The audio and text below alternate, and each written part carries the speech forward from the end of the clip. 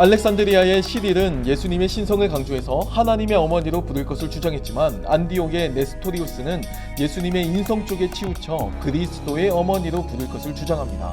한편 서방교회와 분리된 동방정교회는 공식적으로 하나님의 어머니라는 테오토코스 외에 공식적으로 마리아에 대한 교리가 없습니다. 루터교는 하나님의 어머니 교리는 인정하지만 마리아에 대한 기도나 찬양 등은 부정하는 특성을 가지고 있습니다. 성공회 역시도 공식적으로는 하나님의 어머니 교리까지는 인정합니다. 흥미로운 것은 유대교의 관점인데요. 유대교에서는 거의 악의적이라 할 만큼 마리아에 대한 평가가 좋지 않습니다.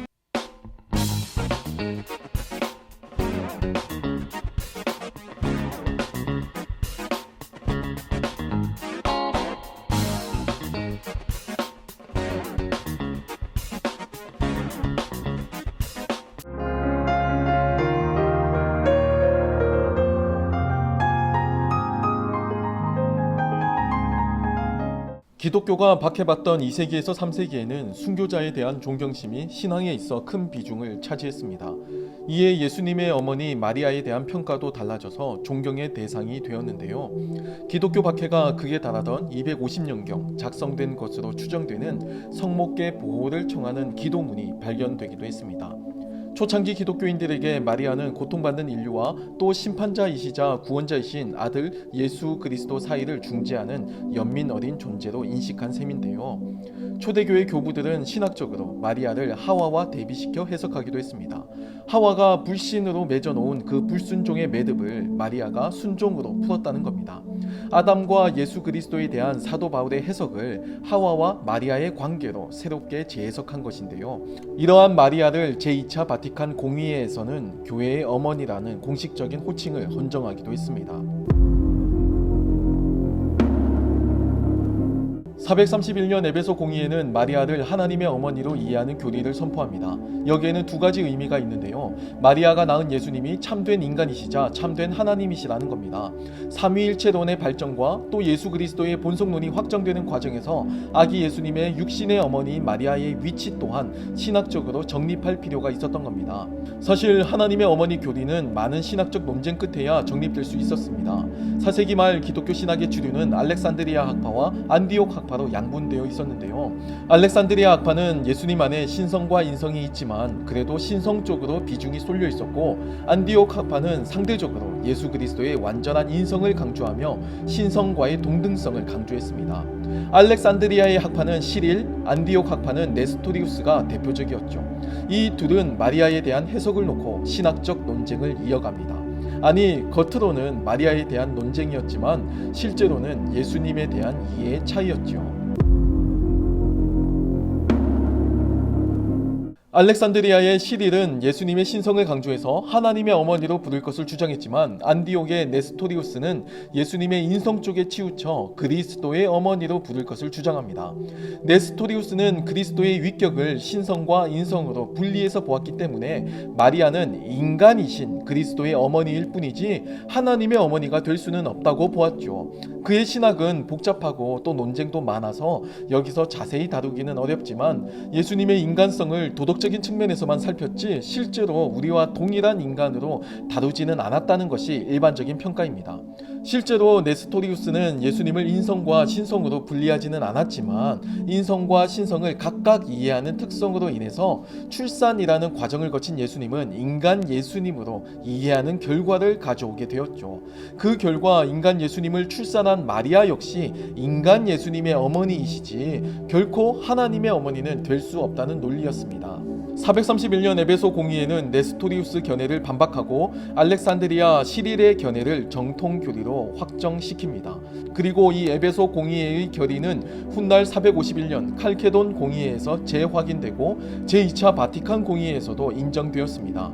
네스토리우스는 이단 교리로 몰려 소수 종파로 남게 되었고 경교라는 이름으로 중국에까지 전파되기도 했죠. 한편 서방교회와 분리된 동방정교회는 공식적으로 하나님의 어머니라는 테오토코스 외에 공식적으로 마리아에 대한 교리가 없습니다. 에베소 공의회와 칼케돈 공의회에서 결의된 하나님의 어머니 호칭에만 동의할 뿐 로마 가톨릭 교회와 같이 원죄 없는 잉태라든가 성모 승천설과 같은 내용은 받아들이지 않고 있죠. 동방정교회가 하나님의 어머니라는 신학적 의미를 고수하는 데에는 공의의 결과를 충실하게 따르는 의미와 함께 예수 그리스도의 신성과 인성을 이해하는 데 도움이 되기 때문입니다. 사실상 마리아에 대한 관심 때문이 아니고 예수님의 본성에 대한 관심과 또 고대 교회 공의의 그 결의에 대한 존중 때문인 것이죠. 개신교회에서 이해하는 마리아는 일반적으로 신학적인 분야로는 적합하지 않은 것으로 이해됩니다.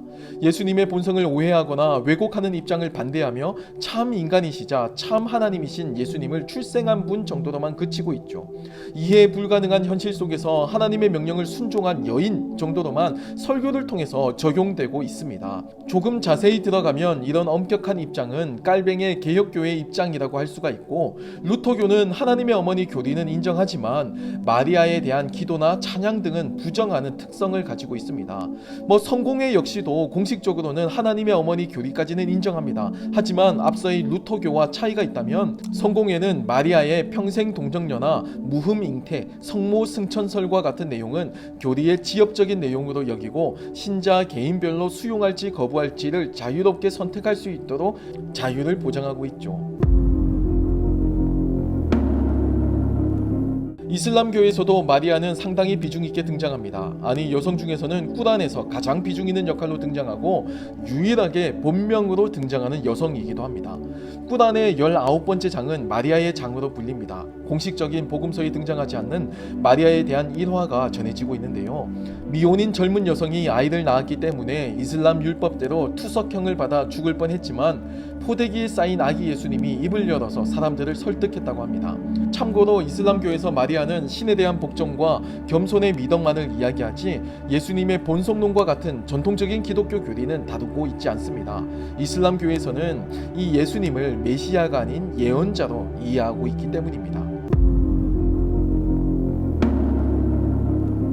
흥미로운 것은 유대교의 관점인데요. 유대교에서는 거의 악의적이라 할 만큼 마리아에 대한 평가가 좋지 않습니다. 거의 신성 모독급으로 여겨질 정도의 단편적인 이야기를 전하고 있는데요.